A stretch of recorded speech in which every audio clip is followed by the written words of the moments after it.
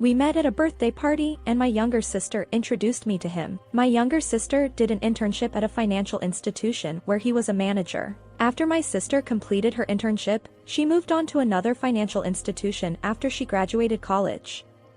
One Saturday night, a mutual friend of my younger sister hosted a birthday party. I didn't have anything to do that night, so I tagged along with her. That was where I met my future husband. My sister introduced me to him as a manager for a financial institution she did her internship.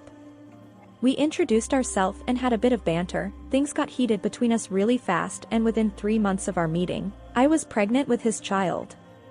I was concerned about the pregnancy because I wanted to get married before having a baby and I wasn't ready for that big step. Moreover, I work for a Catholic institution that would frown upon having a child out of wedlock. I imagined all the people who would whisper my name at work and around my family as the girl who got pregnant out of wedlock. My boyfriend and I decided it was best we got married immediately before the sign of the pregnancy become visible. A couple of weeks before we got married, I was sitting on the couch watching TV when I received a text message. It was from a woman. The text says something to the effect of, "The man you are about to marry is my serious boyfriend. I've been with him longer than you have been with him. I even got pregnant for him at some point, but he made me get rid of it. You don't know this man like you think you do. Please be warned." I didn't bother replying to the text. That was how much I trusted my boyfriend. Instead, I forwarded it to my boyfriend. I assumed he took care of it because the girl never contacted me again. When my sister found out I was getting married to the guy she introduced me to, she objected to it. She fought tooth and nail to stop me from getting married to him. I didn't understand why, and I didn't care to find out. I was pregnant with his child, so we had to get married as soon as possible. It didn't matter that I didn't know him well enough. I told myself, we'll figure things out as we go along. Right when we were planning of getting married, his job had transferred him out of state, so most of our interactions were via phone.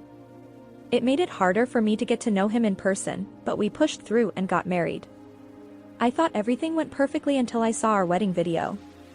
At a point in the ceremony, my husband's ex-girlfriend showed up and the camera captured them arguing. It looked like the cameraman didn't know what was going on, so he captured it anyway.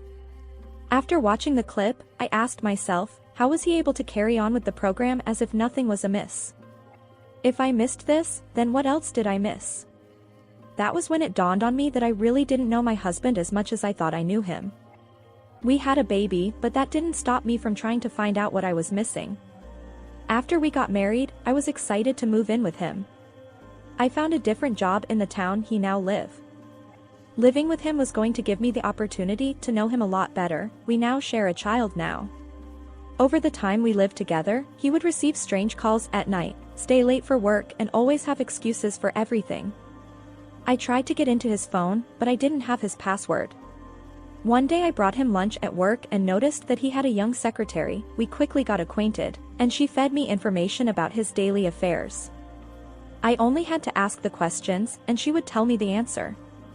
She didn't spell things out clearly, but she gave me enough pointers to suspect my husband might be having an affair.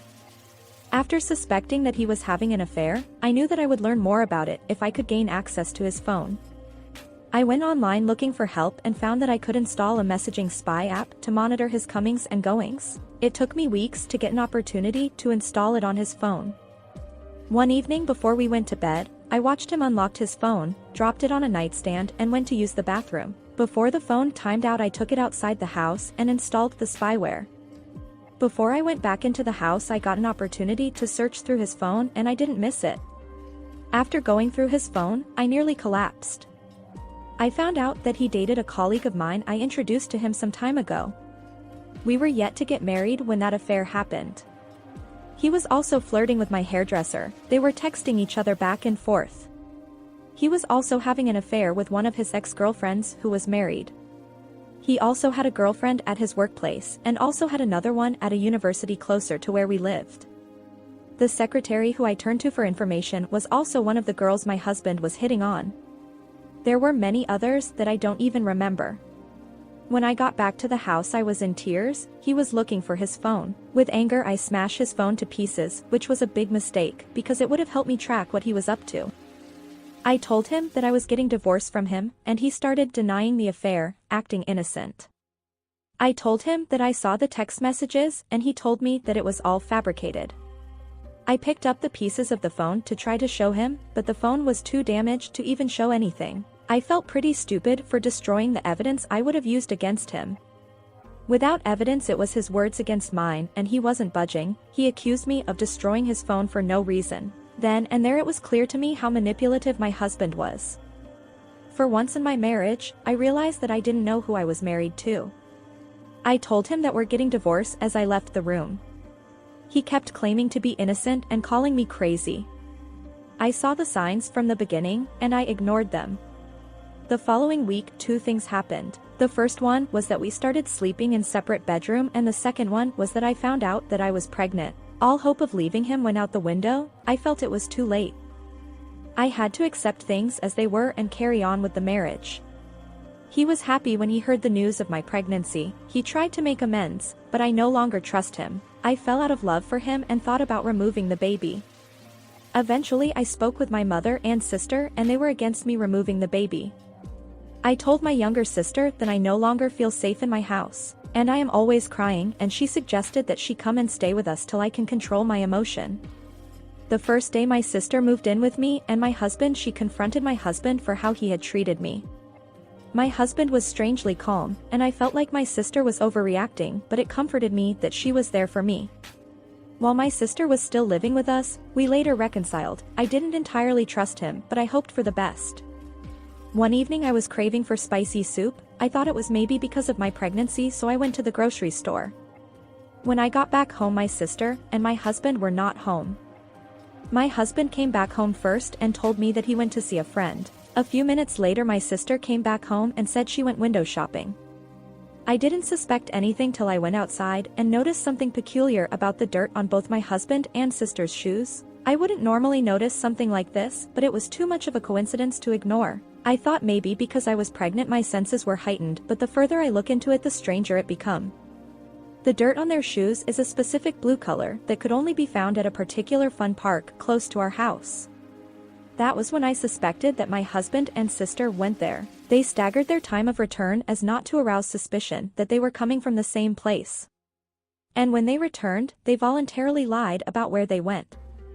I thought maybe they were getting along and didn't want me to know it. After all, they knew each other before me. Knowing who my husband was, I suspected that maybe he may have slept with my younger sister before, but I didn't take that thought seriously. 2 nights after, I woke up in the middle of the night and my husband wasn't in bed.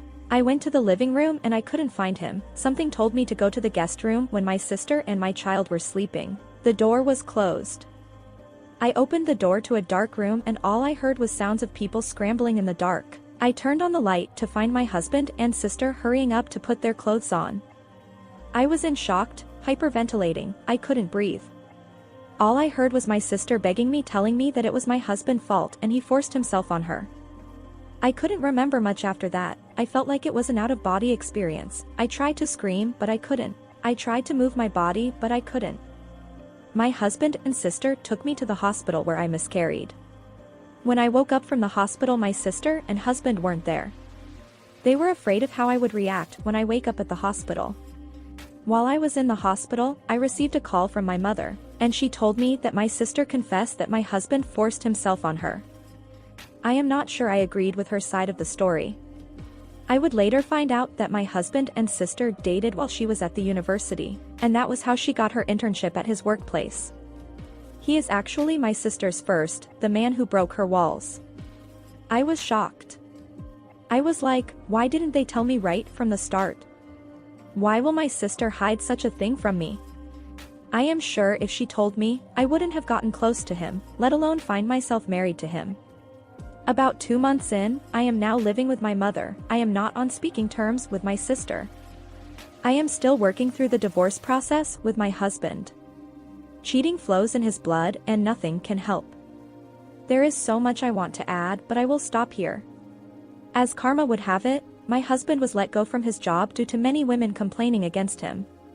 His job used the pandemic as an excuse to let him go, but the real reason was because of many women complaining about his advances. I was in such hurry to get married to a man that I don't know because I got pregnant out of wedlock. Ultimately, I can't claim that people didn't warn me about him, but I failed to listen. Tragedy sometimes happens to us by mistake, but the majority of the unfortunate things that happens to us in our relationship is because we fail to understand the personality profile of the person we're getting into a relationship with, because we allow our emotions to cloud our judgment. Before opening yourself to somebody in a relationship, man or woman, you have to understand their character, their relationship to others, and what people say about them. First-hand experience is the worst form of learning. As a human being, if somebody tells you to be careful around another person, then proceed with caution when dealing with that said person that you were warned about. In this story, this woman failed to listen to all the warning signs. Learn from others mistakes so you wouldn't have to make it again. You can't live long enough to make them all yourself. The original poster in this story failed to listen to her sister, his past girlfriend, and his antecedent because she was worried about what people would think about her when they found out that she was pregnant out of wedlock, which indicates that she lacks self-esteem and self-awareness. For such a big step in her life, she should have done her homework. Some women are attracted to dark, triad personalities like moths are attracted to light. This is not the first time that we have heard of stories where women saw every indication that the guy that they are sleeping with is not the best or the ideal candidate for a relationship. Yet she ignored all the signs. She ignores the warning signs and complaints from his ex-girlfriend. Even maybe those warning signs even gave her encouragement to pursue the relationship further, because women love men with social proof. So if he has so many ex-girlfriends, then he must be good in bed, which is a very shallow way of thinking.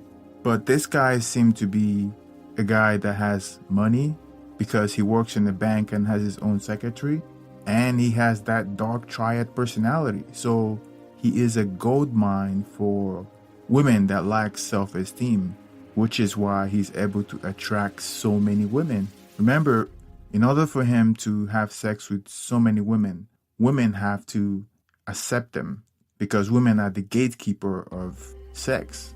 So they are giving him so much intimacy and so much action that he had so many girlfriends. So most women don't think far off. They don't think in the future. They don't think far ahead until they start getting older and it's already too late.